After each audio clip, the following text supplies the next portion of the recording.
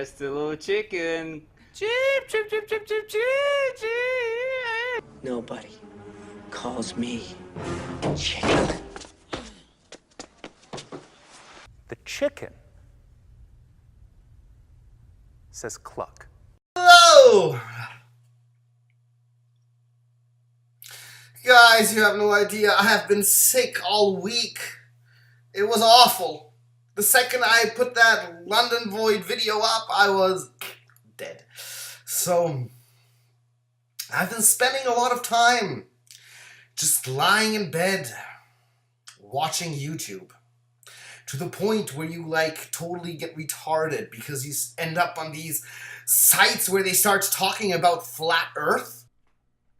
Continuing to dip down, and finally I get down here to Antarctica. And look at that. My airplane is upside down. And then I discovered Poppy, and I started watching Poppy to fall asleep, which is actually really soothing, but also very confusing. Well, anyway, it also gave me a chance to reflect on our show and the things we've been doing. So, I'm actually pretty happy that we are not doing the one episode a week thing anymore, because I've realized that with some time and space in between episodes, we would actually be a bit better in terms of content. When there's a little bit more space and time, I have more room to make the jokes be more on point, make the things I talk about work a lot better. So be sure the next stuff is going to be a lot better. It's not that I'm not happy with Season 2, it's totally fine. It's just that I think it can be even better than it is. So look out for much better quality content. And since we're talking about new content, we have some shit lined up for you in this December. And that would be the Movie Void's first Christmas specials! I've thought about Christmas films, and somehow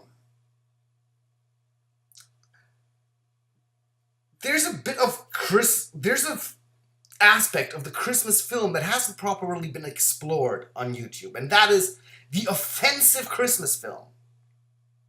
So that is why I thought we are going to do a series called Xmimimas, where we just take a look at movies that were made for the holidays that have pissed people off.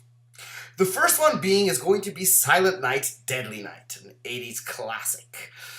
And I also want to ask you guys, what holiday films have pissed you off, made you angry to the point where you just want to stab yourself with a fucking bottle opener?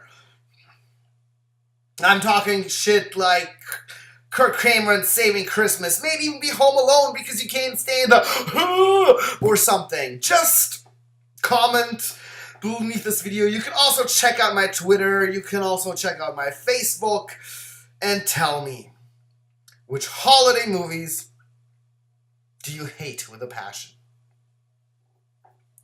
Well, I'm still a bit sick, still recovering a little, but I think we're going to get back to work tomorrow, so sometime this week you will have the new episode.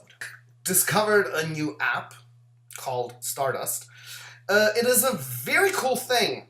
You get to make these 30-second reviews of movies you saw, like right after you saw them. And it's pretty fun because you can exchange reactions with people. You get to know a lot of different people. You get to know a lot of different movies. So I made myself an account there directly. Just click on the Movie Void and you can join me there.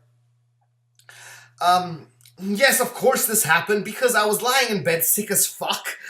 Watching the new Nostalgia Critic episode, and he told us all to participate in this competition by watching the Rapsittie Street Kids. Oh, see, kids nowadays. The weird thing about it is that I had to start digging why this movie actually happened. And I found this very cool video by REBELTAXI where they pretty much explain everything that happened, why this was even made, and it pretty much turns out that this was, the animation studio was pretty much a scam company. And I don't know if it was money laundering or any kind of shit. They pretty much stole all the money that they got. And made this piece of shit. And nobody, like, from the production company or the writers of this were actually checking how this was turning out.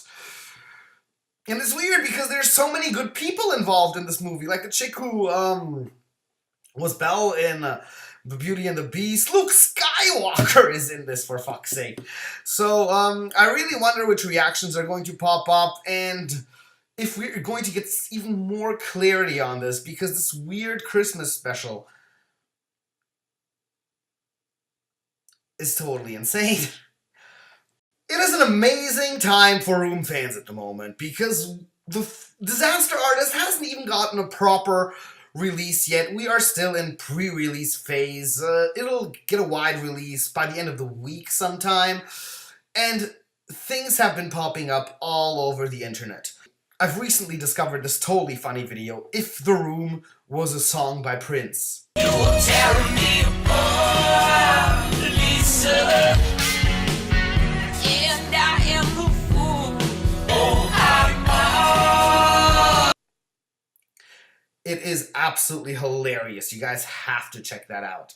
Songify This also threw in another song of theirs, which is pretty good, but not as good as that Prince version of The Room. And the cast of The Room that isn't Tommy or Greg Sestero have come out of hiding and have also released a mockumentary called The Actors from The Room, Where Are They Now? The first episode of their show can be found at funnyordie.com. So for Room fans, this is pretty much a great look if you care for seeing people like Juliette Danielle, Philip Haldiman, and Robin Paris again. So check that shit out. It's pretty cool. Others I've been seeing this week and got into were Thoroughbreds. Definitely going to check out as soon as it's there. The Shape of Water, which will be at the Fantasy Film Fest nights in January. You know we got you covered on that. And what else? Lady Bird. Yes, I want to check out Lady Bird, but it's probably going to take centuries until it comes out in Germany. Because Germany sucks balls. We just got the Flatliners remake here. And I'm warning everybody about it. While we're at the Flatliners remake, I found out that there was originally supposed to be a scene at the end of the movie where Kiefer Sutherland's character, the professor, tells the story of that he actually is Nelson from part 1. Also, I mean, from the 1990s version of Flatliners. They cut it out because it would confuse the viewers too much. Yeah, the only scene that would have saved your dumbass movie just maybe a little bit from not being a complete failure to a simple failure, you cut out. Very smart move on that department. In other news, Oli Lommel, the guy who made Daniel the Wizard, died. And I will leave you with that news.